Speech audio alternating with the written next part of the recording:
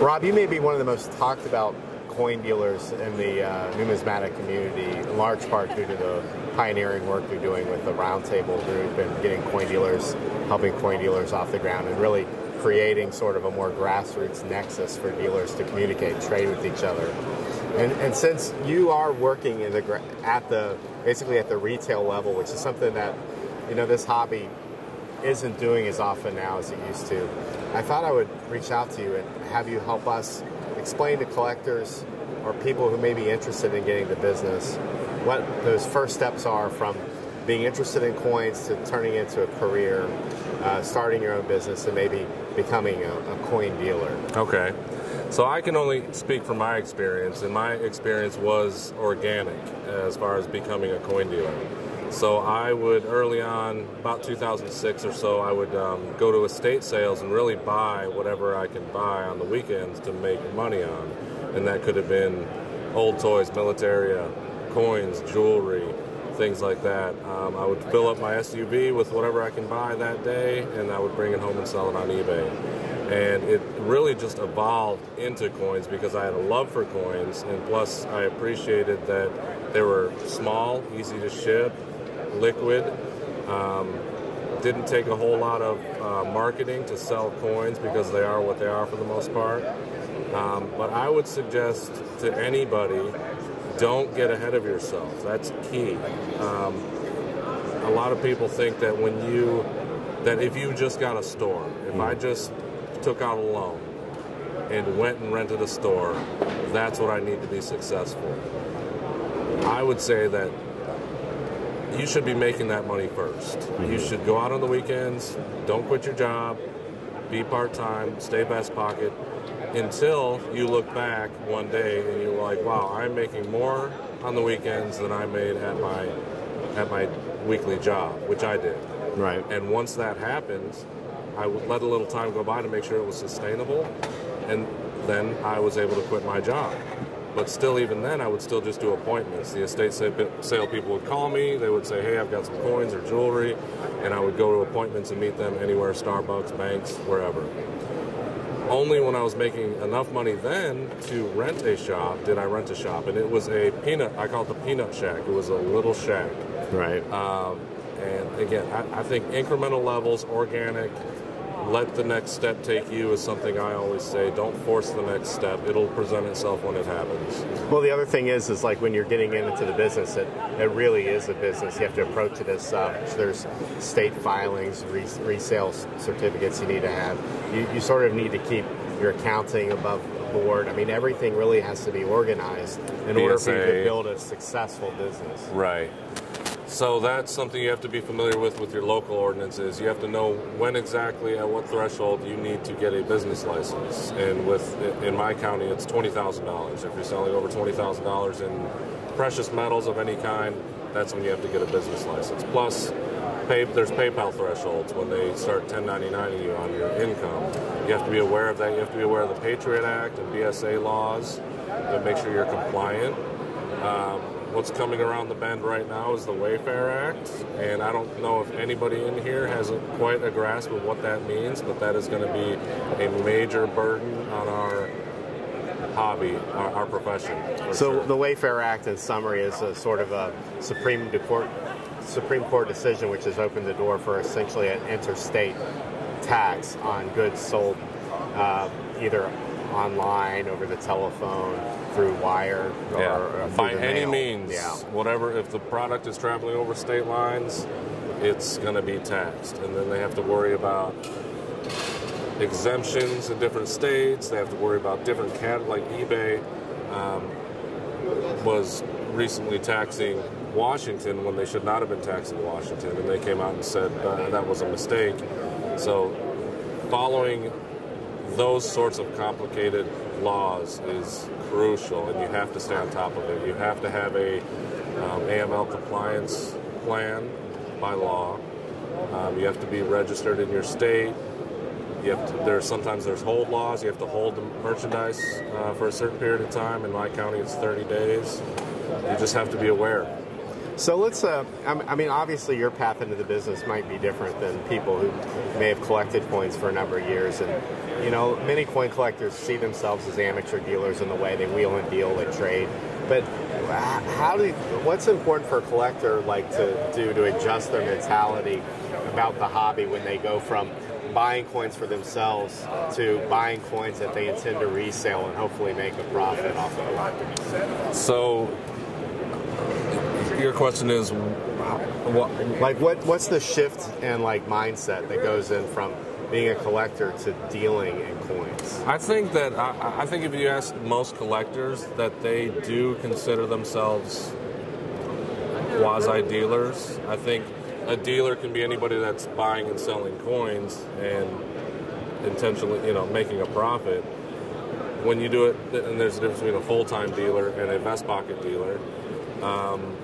I think that's the fun of the hobby is buying and selling, getting good deals, making money when you can, upgrading your coins, and the shift would be when you go from a collector to a dealer, you would be full time buying and selling coins. So, what are the right prices that you should be looking at as a dealer? I mean, if you're obviously, I think most dealers, they have to make their money when they buy. They have to buy right.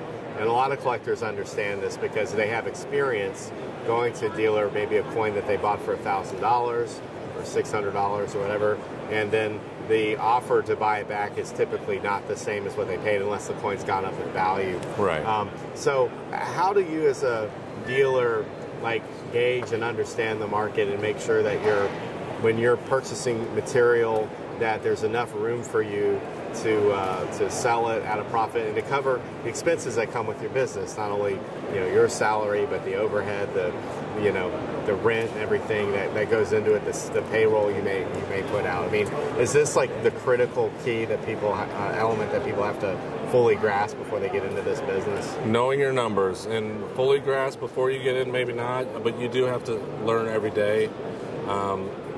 As far as finding the pricing for a coin, you can use guides, but you cannot use any of them singly by themselves. You have to do research. You have to look at auction records. You have to look at gray sheet, any kind of comps you can find on a sold coin. But then you also have to know the coin. They're not all the same. So you can have a coin that could have a 10 or 20% margin spread if it's either has a desirable look, or it's cacked, or it's just not a pretty coin. There can be a huge spread there. So you really have to know your market. You have to do your research. It can be tedious sometimes. What's the typical goal for a dealer to turn over their inventory? Is there like a time frame?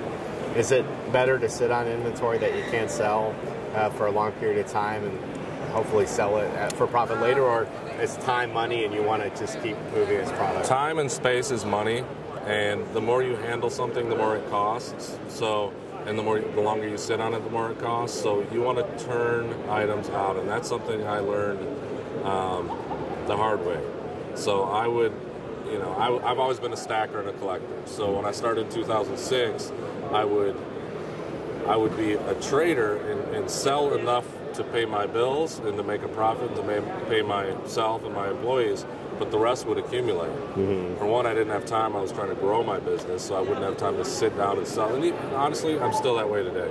Right. I accumulate more than I can sell because it comes in so fast. So I would, if I was going to do it all over again, I would sell everything. Mm-hmm. Keep what you like, maybe a Morgan dollar set if you like it, or keep upgrading your desired type set, whatever you like, but treat it as a commodity that you are trading in.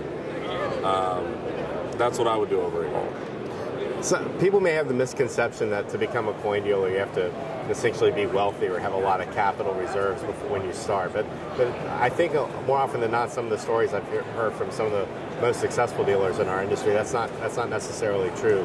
Do you think somebody just coming into the business with the willingness to learn and patience will be able to succeed even if they don't bring in, a big pile of capital to start with. Right. Patience is the key. You can get pretty far. Most of the people I know, like you say, started from almost nothing. I mean, I would take extra money to the estate sales, whether it's 200 or 500 or 1,000, in that range, and it was never more than that. It accumulated and built up over time. So, I would definitely grow. Start small, grow small. Don't borrow money. Don't ever borrow money unless you absolutely have to, and it's very low interest, because the interest will tear you up for sure. What's an example of the type of deal you should buy versus the type of deal you should pass on as a dealer? If you're starting out, I think that's what we're talking about.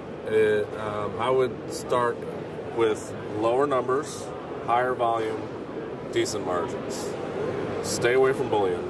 In fact, if you're going to diversify, buy rare coins, buy junk silver, buy scrap gold, buy diamonds and watches. Learn, you can make good margins on that type of material versus buying bullion, which ties up a lot of capital. There's a lot of market risk, and it's just not worth it unless you have the funds and they're sitting there. You want them to work for you. That's when you can start dealing in bullion to make that 2% over, on the quick flip. It's just, that's what a lot of people do. They tie up a lot of their capital in stuff that they really shouldn't be tying their capital in. What if it appears to be a good deal, but you're definitely stretching your resources to buy it? If you're just starting out, is that the kind of thing you should pass on? Only if it's liquid. Only with the communication the way it is today, with social media, with cell phones. If you see an item in a showcase and it's $10,000 and that's all you have, you better know you can walk 3 tables over and sell it for $11,000, unless there's a decent margin built in. So I would say don't tie your money up. Always stay liquid and turn over quickly. And also, as a starting dealer, it's probably very important to become part of the dealer community, to make friends, to get people who can help mentor you through, and to join an organization like yours that will help you not only achieve the ability to liquidate coins as they come through the door or when you have access to them, but to give you insights from people who may have more expertise in a particular area than you do.